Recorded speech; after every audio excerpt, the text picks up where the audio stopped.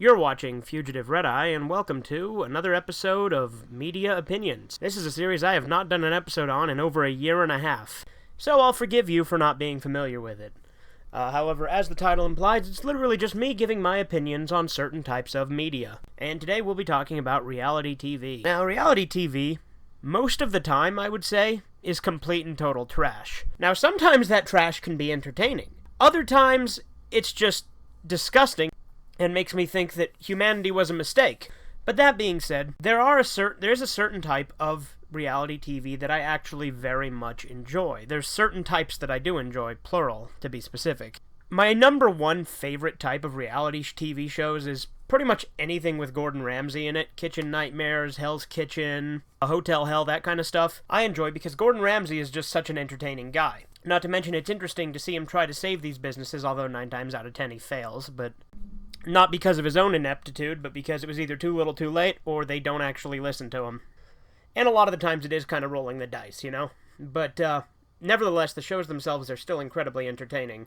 That being said, other than Gordon Ramsay, another one I enjoy a lot is Dog the Bounty Hunter. I used to watch Dog the Bounty Hunter every day when I got home from the paper route, because that's all that was on back then.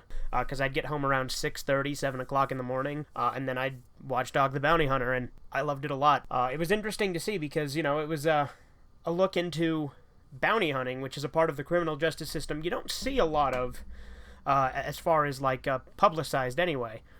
So it was interesting to see that. And I still enjoy that show very much to this day. I've recently purchased quite a few of the DVDs. Unfortunately, there is, like, no full series release or even full season releases, because, for whatever reason, A&E in their infinite wisdom thought it wise to do best of DVD sets, which is one thing that drives me absolutely insane. Best of sets, not my favorite thing. We'll get into that maybe in another episode later on. That being said, I do enjoy Dog the Bounty Hunter a lot. Other ones I enjoy are things like Conspiracy Theory with Jesse Ventura. I used to watch it all the time back in the day when I was really getting into conspiracy theories. Of course, being older and wiser, I don't necessarily think that all of the things in that show are true. In fact, a lot of it, they're quote-unquote experts, or just people they find who self-proclaim themselves as experts who don't know what the hell they're talking about. The thing is that's what makes it entertaining, because everything in Conspiracy Theory with Jesse Ventura feels so staged, and that's why I love it. The beginning of the show, they always, and I do mean always, set up a dichotomy between the characters, right? And when I say characters, they're portraying themselves, but they're basically playing a character. So it depends. It switches back and forth between who believes it and who doesn't, but usually they'll present a conspiracy theory at the beginning of the show. Half of the people will believe it, and half of the people will say, no, that's bullshit, I'm going to disprove it. And they split off in that way, and then at the end, they kind of come together, and they're like, basically, they're like, oh, without saying anything conclusive, they're always like, you know, this could be true. And I think that's part of what I really like about it, is it's so predictable and formulaic in that sense. In addition to that, Jesse Ventura himself has a ton of personality. I mean, he was a pro wrestler, so of course he's going to have a ton of personality. But other than that, another thing that I really like about the staged nature of the show is there's all this cheesy shit that they added in to try and make it seem more epic than it actually was. Like, there's this one episode, I think it's the Area 51 episode, where this trucker pulls up, and he looks around to make sure there's nobody watching him, but there's a camera, like, right there, and it's like, there's no way in hell he missed that, and he's clearly doing that for the camera. It's really fucking dumb, and that's what makes it funny. And, again, I'm an open-minded guy, too. I'm not saying that there isn't shady shit that goes on. I just think that show exaggerates the fuck out of everything, and that's part of why I like it. I think probably the best example was White Rabbit in the Ozarks episode. It's this one guy who's trying to act super badass, and he's like, yeah, I know what's going on here, yeah.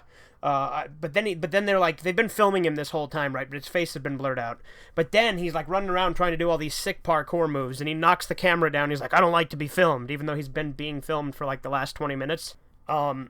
It's really fucking stupid. And again, you got to see it to understand why I enjoy it so much. But it's good television, and that's what I like about it. I also like things like Jackass, where they would just, you know, hurt themselves for views, basically. Or Viva La Bam, even though that's even more staged than Conspiracy Theory. Like, Viva La Bam is probably the most staged reality TV show I've ever seen. I'd say it's actually more of a sitcom than a reality show in some aspects. But I'd highly recommend watching that kind of stuff too. I could go on and on about the good ones. I also like things like Scare Tactics with Tracy Morgan. I haven't seen the original Scare Tactics before he took over. I watched Fear Factor a lot back in the day. I've seen my share, right? But then you take all that good, enjoyable, entertaining reality TV, and then you just got the utter garbage on the other side of the spectrum. You got shit like The Jersey Shore, where it's just a bunch of unlikable pricks being unlikable pricks. And then you got, Keeping Up with the Kardashians, or Kendra, Life in the Fab Lane, or whatever other ones there are that are just like, let's follow celebrities around in their quote-unquote daily life, and they can just be annoying rich celebrities that nobody cares about. At least I don't care about. I mean, maybe there's some people out there who genuinely like those shows, but that kind of shit bored the hell out of me.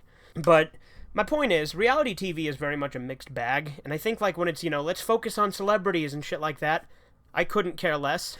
There is, however, one exception to that, which I do enjoy, and again, it's mostly ironically.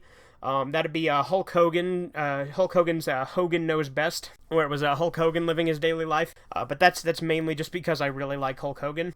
I didn't care for the spin-off of, Brooke Knows Best. That was kind of dumb. Since this video is about reality TV, and since I did mention Dog the Bounty Hunter earlier, I'd just like to take this opportunity to offer my condolences to Dwayne Dog Chapman, Dog the Bounty Hunter himself, because his wife Beth did actually pass away not that long ago.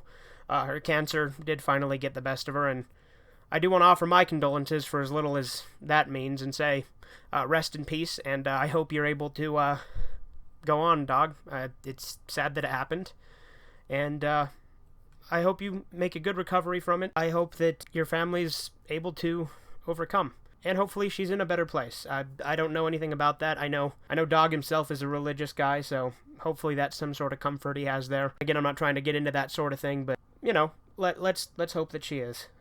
At the very least, she's no longer suffering with her cancer. Anyway, this has been Fugitive Red Eye, and not trying to make this super melancholy at the end, but I thought it would be rude of me not to dedicate this video to Beth Chapman, since she did recently pass. Anyway, this has been Fugitive Red Eye, and you have a great day.